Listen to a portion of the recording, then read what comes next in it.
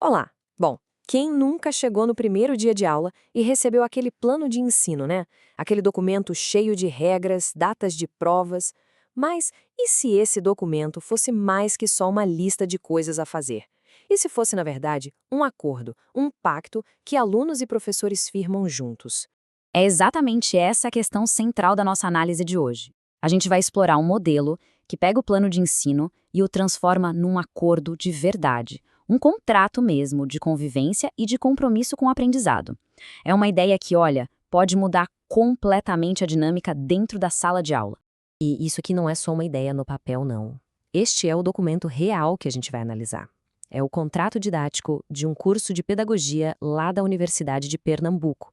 Ou seja, é um caso prático que estabelece de um jeito bem transparente e com a participação de todo mundo como a disciplina vai funcionar. Vamos dar uma olhada no que ele propõe? O primeiro pilar desse contrato define o que a gente poderia chamar de as regras do jogo. Sabe, é a base para o dia a dia da disciplina funcionar, deixando bem claro o que se espera de todo mundo em relação à pontualidade e presença. Olha só, a primeira cláusula já começa buscando um equilíbrio. Existe uma tolerância de 15 minutos para atrasos. Passou disso, tudo bem, pode entrar, mas a falta no primeiro tempo de aula vai ser registrada. É uma regra simples, mas que já define um compromisso claro com o tempo de todo mundo ali. E aqui vem a frequência mínima obrigatória de 75%. Um ponto importante é que o contrato faz questão de dizer que isso não foi uma regra inventada, mas que segue a legislação educacional brasileira, a LDB.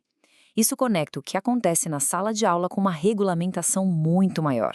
Agora a gente entra numa parte super atual, a responsabilidade com os trabalhos acadêmicos. O contrato encara de frente a questão da integridade intelectual, principalmente nesse mundo que a gente vive hoje, com tanta tecnologia nova surgindo.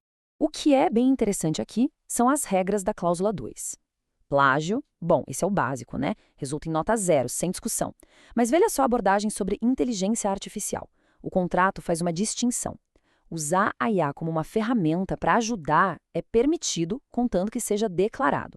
Agora, usar a IA como se ela fosse a autora do trabalho, aí já é considerado uma irregularidade acadêmica. E essa imagem aqui ajuda a gente a entender essa diferença perfeitamente.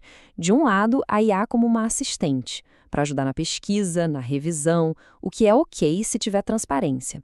Do outro lado, a IA como substituta do seu pensamento, do seu trabalho, o que é proibido. Então, o ponto central é, o contrato não está proibindo a tecnologia, mas está exigindo autoria e responsabilidade. Vamos passar para o próximo pilar, e esse aqui é talvez o mais polêmico do contrato. Ele trata de um dos maiores desafios da sala de aula hoje em dia, a batalha pela atenção, e mais especificamente o uso dos celulares. E o contrato não impõe essa regra do nada. Ele justifica a política com base em pesquisas científicas que mostram o impacto negativo dos celulares na atenção e na aprendizagem. Isso muda a conversa de é uma preferência do professor para uma decisão baseada em evidências, pensando no bem de todo mundo. E a regra é bem explícita. Os celulares devem ser guardados. E não é só colocar no silencioso, não, nem deixar virado para baixo em cima da mesa.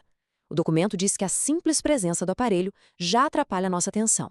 A ideia é que ele suma do campo de visão. E aqui está o texto original que formaliza esse acordo. A cláusula 3 detalha exatamente como os celulares podem ser usados e quando não podem, incluindo até situações de emergência. Já a cláusula 4 estabelece as bases para o respeito mútuo. Essa formalidade toda deixa bem pouco espaço para qualquer dúvida. E o que acontece se alguém quebrar a regra do celular? O contrato estabelece um processo claro, em 2 etapas. Primeiro, um aviso verbal, discreto. Se acontecer de novo, a ocorrência é registrada, o que pode impactar a avaliação de participação. É um sistema de consequências gradual e bem transparente. O terceiro e último pilar foca no elemento humano, porque, no fim das contas, uma sala de aula é uma comunidade. Essas cláusulas são dedicadas a construir um ambiente de aprendizado que seja positivo, respeitoso e colaborativo. A cláusula 4 deixa claro: o respeito mútuo é inegociável.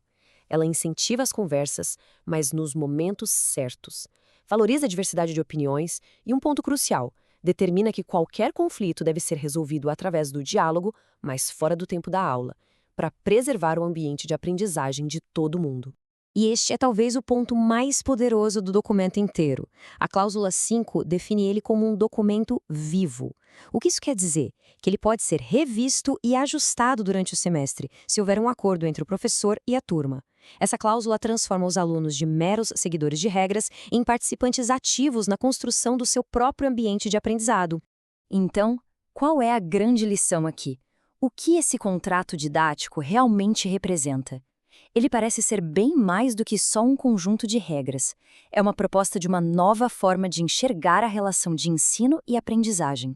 A mudança fundamental é essa: sair de um modelo de regras impostas de cima para baixo para um acordo onde todo mundo participa. É uma transição da obediência para o compromisso compartilhado, onde todos entendem o porquê das regras e concordam em segui-las por um objetivo em comum: a aprendizagem. Isso nos deixa com uma pergunta para refletir. Será que este modelo de acordo mútuo, baseado em evidências, em transparência e respeito, poderia transformar os ambientes de aprendizagem em todos os lugares? O que acontece quando os alunos são tratados não como receptores, mas como parceiros na sua própria educação? Fica aí a reflexão.